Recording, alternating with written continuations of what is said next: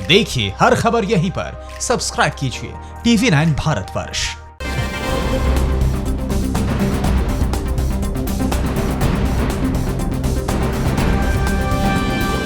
चीन की कौन सी नई चाल बेनकाब हुई? पैंगोंग झील पर ताजा विवाद क्या है? भारत के खिलाफ चीन का साइबर षड्यंत्र क्या है? और नेपाल को किसने नसीहत दी?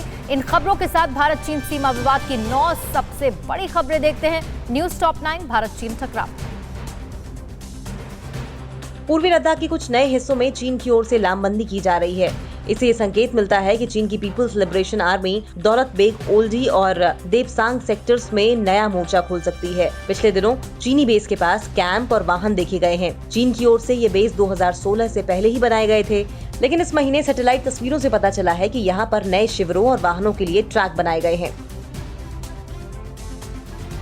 बातचीत से मामला सुलझाने की बात करने वाली चीन की चाल का पर्दाफाश हो गया है। एक सैटेलाइट इमेज से चीन की कथनी और करनी का फर्क सामने आ गया है। सैटेलाइट तस्वीरों में आशंका जताई गई है कि चीन की पीपल्स लिबरेशन आर्मी ने पैंगोंग झील इलाके में अपनी तैनाती बढ़ा दी है। चीन की सेना छोटे छोटे ग्रुपों में तैनात नजर आ रही है। ये तस्वीरें ओपन सोर्स इंटेलिजेंस एनालिस्ट डेट्रेस्फा ने जारी की है।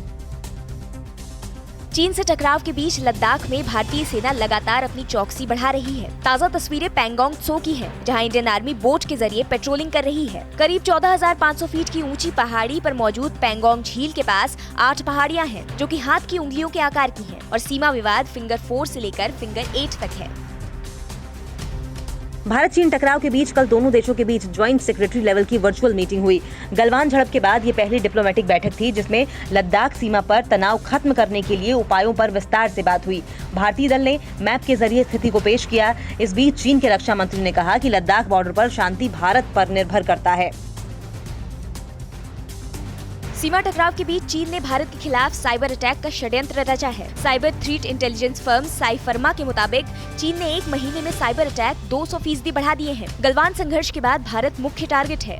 महाराष्ट्र साइबर डिपार्टमेंट ने बताया कि पिछले 4-5 दिनों में चीनी हैकर्स ने 40,300 बार साइबर अटैक की कोशिश की। चीन के हैकर्स मुख्य तौर से PSU को निशाना बना रहे हैं, जिसमें इंफॉर्मेशन इंफ्रास्ट्रक्चर और बैंकिंग नेटवर्क है। चीन के खिलाफ दुनिया भर में भारतीयों का गुस्सा फूटा है। ये तस्वीरें कनाडा के वैंकूवर की हैं, जहां भारतीय समुदाय के लोगों ने चीनी दूतावास के बाहर प्रदर्शन किया। इन्होंने LAC पर तनाव बढ़ाने के लिए चीन को जिम्मेदार बताते हुए नारेबाजी की। पोस्टर पर लिखा था, चीन पीछे जाओ। चीन की बीन पर सांप की तरह नाचने वाले नेपाल को तिब्बत ने चेतावनी दी है। तिब्बत के प्रेसिडेंट इन एग्जाइल लॉब्सोंग सेंगे ने कहा कि चीन ने जो हाल तिब्बत का किया वो नेपाल का भी होगा। सेंगे ने चीन पर भारत नेपाल रिश्ते बिगाड़ने का आरोप लगाया। लॉब्सोंग सेंगे ने कहा कि चीन की सेना गहरी साजिश रच रही है। उन्होंने दावा किया कि चीन ने नेपाल को लुभाने के लिए $500 मिलियन की मदद का झांसा दिया है। इतना ही नहीं, खुद नेपाल में भी चीन के खिलाफ बगावत शुरू हो गई है। नेपाल की कृषि मंत्रालय की रिपोर्ट के मुताबिक देश के कुल 10 जगहों पर चीन ने कब्जा कर लिया है। यही नहीं, पेइचिंग ने 33 हेक्टेयर की नेपाली जमीन पर नदियों की धारा बदलकर प्राकृतिक सीमा बना दी है और कब्जा कर लिया है। नेपाल की विपक्षी पार्टी नेपाली कांग्रेस ने संसद के निचले सदन में चीन के अतिक्रमण को रेगुलेट करने की मांग करते हुए प्रस्ताव दिया है। लद्दाख में चीन की करतूत के खिलाफ देश भर में गुस्सा है। लखनऊ में गुस्साए लोगों ने चीन के राष्ट्रपति की अर्थी निकाली और उनका पुतला भी फूंका। प्रदर्शन कर रहे लोगों के गुस्से का अंदाजा इसी बात से लगाया जा सकता है कि उन्होंने पुतले को पहले लाठी डंडों से पीटा और फिर आग लगा दी। वे पुतले को काफी देर तक पैरों से रौंदते रहे। वहां मौजूद लोगों ने चीनी सामान तोड़कर भी अपना विरोध जताया।